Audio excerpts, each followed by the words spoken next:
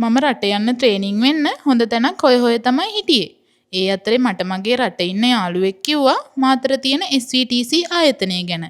මම එතන හොයාගෙන ගියා. එතනට ඇතුල් වෙනකොටම මට දැනුනේ රටකට ගියා වගේ ෆීලින් එකක්. මම ඒ වෙලේම ලියාපදිංචි වුණා. මම නවාතැන් පහසුකම් එක්කම දවස් 28 කෝස් එකට සම්බන්ධ වුණා. එතන උගන්වපු මිස් අපට පිටරට ගෙදරක ගිහිල්ලා කරන්න ඕන වැඩ ටික හොඳට කියලා දුන්නා. ඒ වගේම පැට්‍රිකල් කරන විදිහත් කියලා දුන්නා. අරාබි භාෂාව, අරාබි කෑම හදන්න, ඇඳවල් හදන්න, රෙදි අයන් කරන්න, බාත්රූම් ක්ලීන් කරන්න, බිම පිරිසිදු කරන්න, ගෘහ භාණ්ඩ පිරිසිදු කරන්න ඇතුළු ගොඩක් වැඩ ඉගෙන ගත්තා.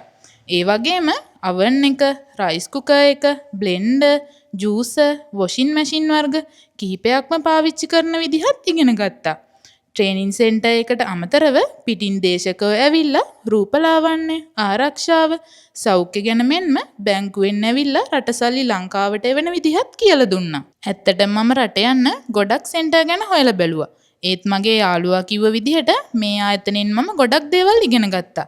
ඉතින් මං හිතපු විදිහටම SVTC ආයතනය තමයි රට යන කෙනෙක්ට ට්‍රේනින් වෙන්න තියෙන හොඳම තැන.